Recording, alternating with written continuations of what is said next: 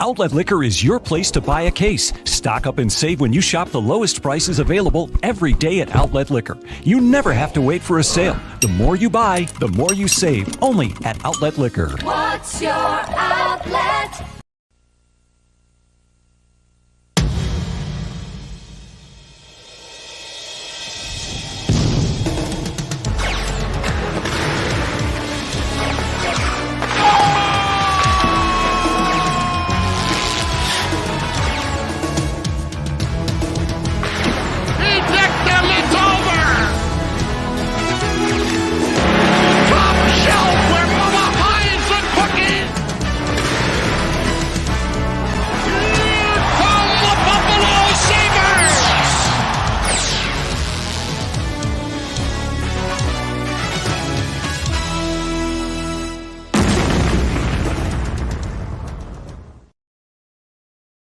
Folks, welcome. It is Tuesday night, and if you can't tell by the desert behind me, the Sabres are in Sin City. The Buffalo Sabres going into Las Vegas for a big matchup against the Vegas Golden Knights. It's game night.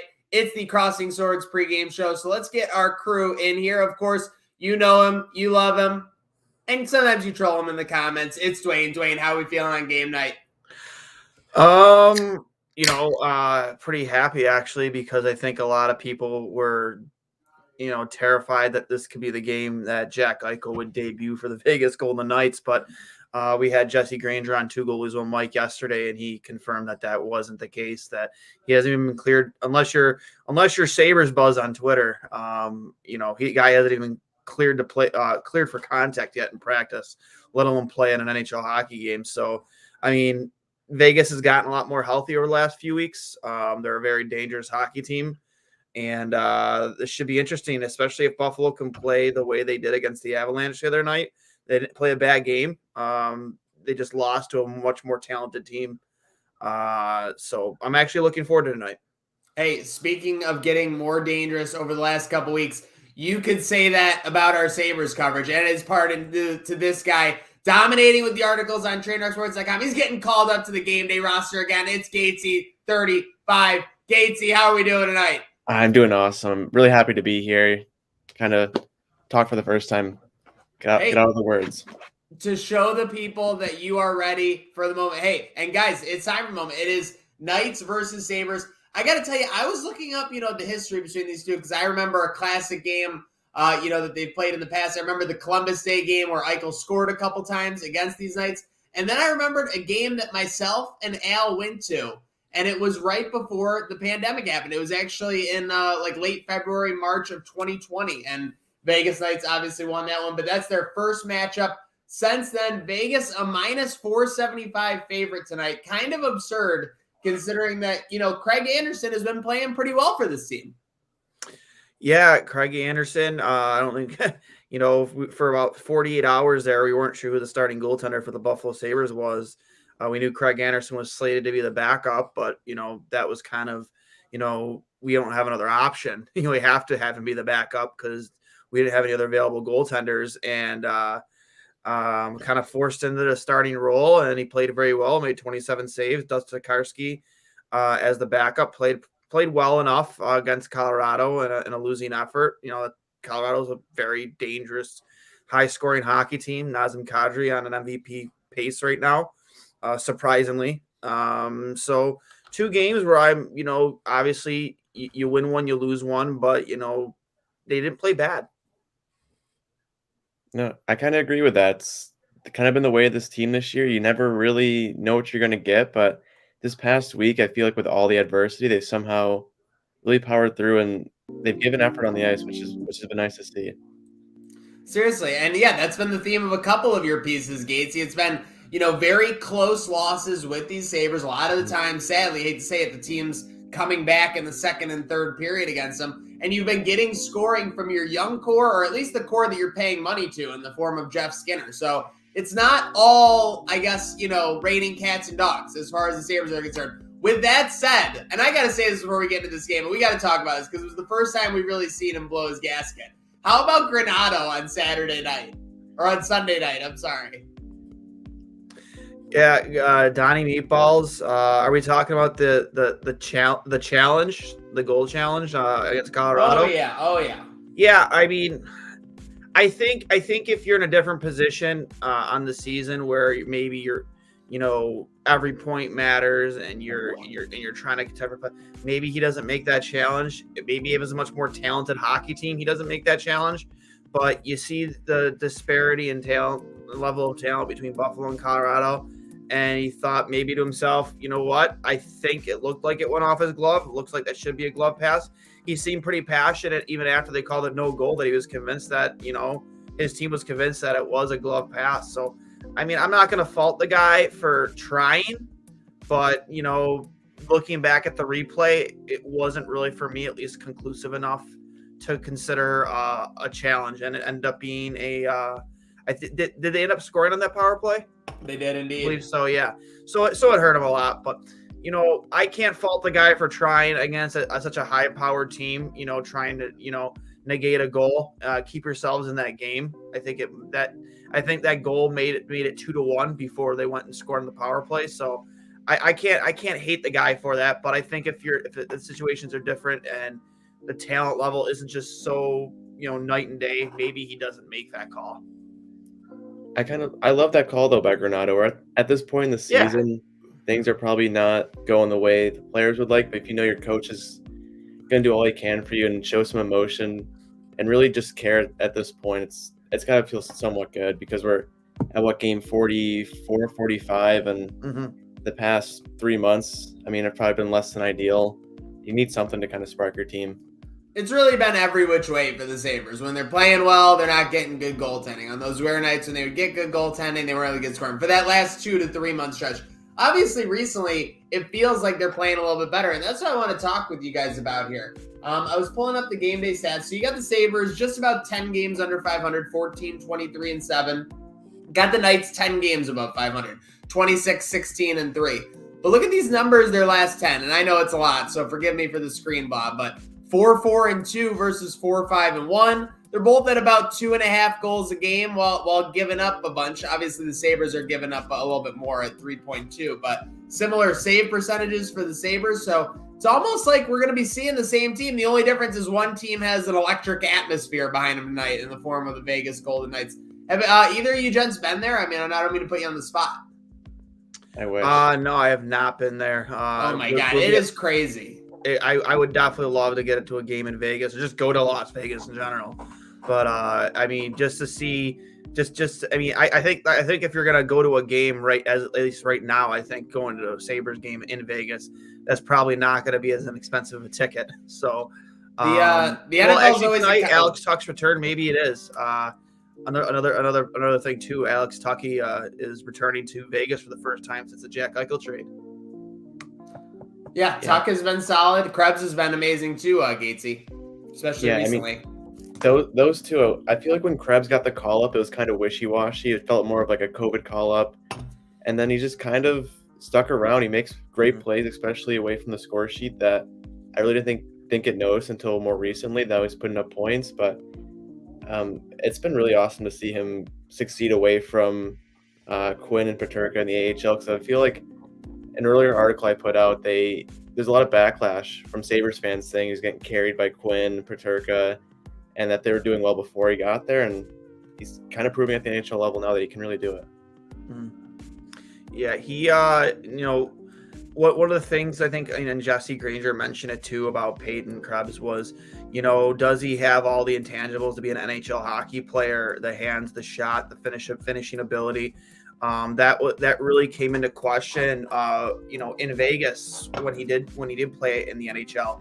I think he's proving all those doubters wrong. So, I'm over the moon excited to see how well he's playing. You see a lot of chemistry there, when he is on the ice with Tuck, especially with that goal to Tuck. I believe it was against the Coyotes. Just a lot of chemistry there. So excited for that. Because that's what we want to see with these players, these younger players, is this individual development at the NHL level. So I'm excited for it. We'll see what happens if they continue to play at that pace And if these guys continue to stick around, I think in the COVID world of the NHL, these guys probably are going to stick around, because it just seems that every other couple games you got a new list of players going on COVID protocol.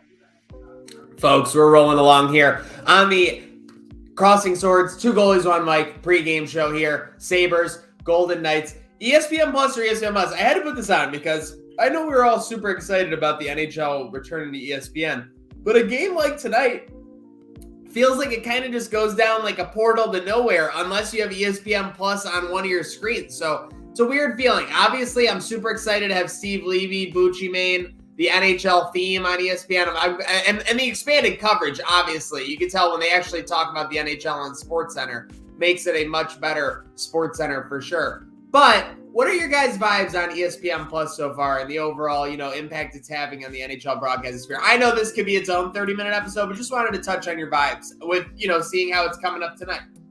I mean, go ahead, Dwayne. No, go ahead. I mean, me currently, I don't have ESPN Plus until in about 10 minutes when I finally make the switch over. And, I love the coverage NHL is getting now from, it seems like almost every major media platform. It was just getting so underrated for so long. And if this is what I have to do as a fan to kind of grow the game, I'll eat the $10 a month, or the $10, the 1 month the Sabres play on ESPN Plus. So unfortunately, we got to do what I got to do here. Yeah, agreed. Do I like the fact that this deal with the NHL and ESPN was kind of contingent on you having to subscribe to an app and paying an extra, however amount of money a month?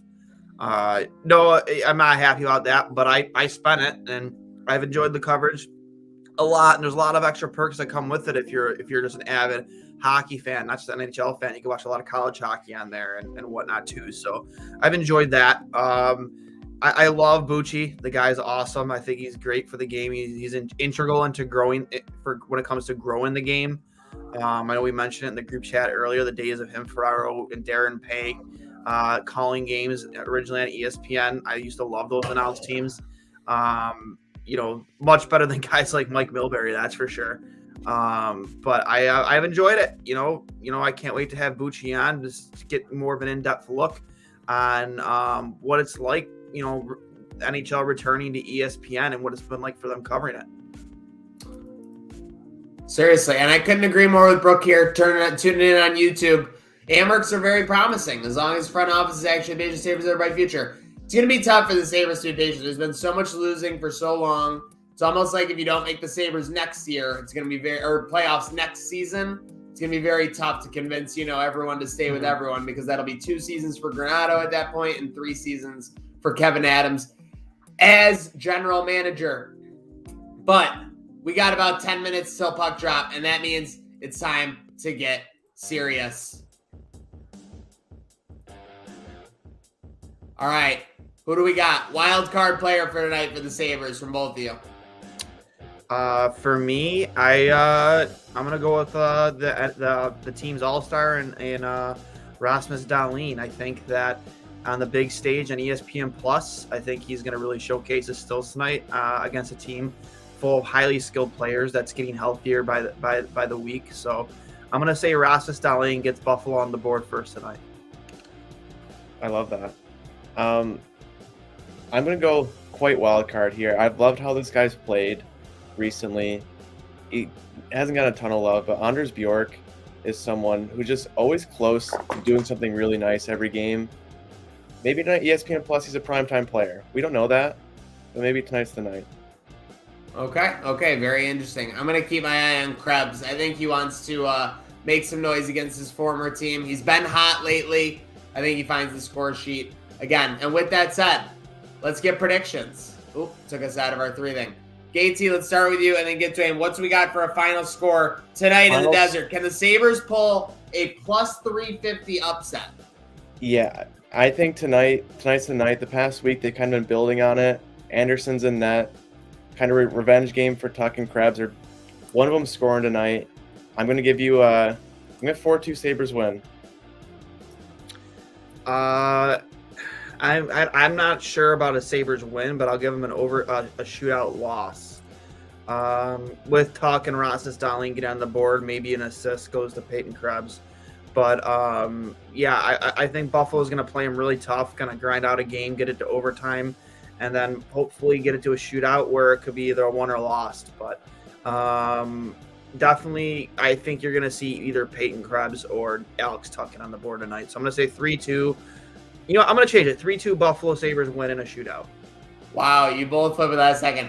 Dwayne, you got me confused or convinced. I think based on the trends, the way the Sabres play, I think we see a 2-0 Sabres lead in this game with either Tuck or Krebs finding the score sheet. Knights find their way back, maybe a late goal to tie it or something, and the Knights win in overtime or something like that. Something painful, as Dan Dunleavy exclaims. Oh, God, yeah. But folks, Buffalo, they can't hold a lead this year. It's so tough. It's very tough. That prediction's very, very possible. Well, hey, speaking of very possible, we appreciate the possibility of you tuning in again. We might go live throughout the game. You never know. It's a late one. Sabres After Dark. Probably not. We all got jobs tomorrow. We all got things to do. Real quick, though, before puck drop, we got about 5 minutes away. Gatesy, are you making a run for best hair in Trainwreck? I mean, that title was previously taken by someone, but, you know, I think I might have to put my name in the hat there. I just got it cut off, and I'm ready to grow it back out again. Thoughts, Dwayne? I don't know about that, man. I usually keep it up, dude, but I'll bring it down anytime to put you in your place. That's fine.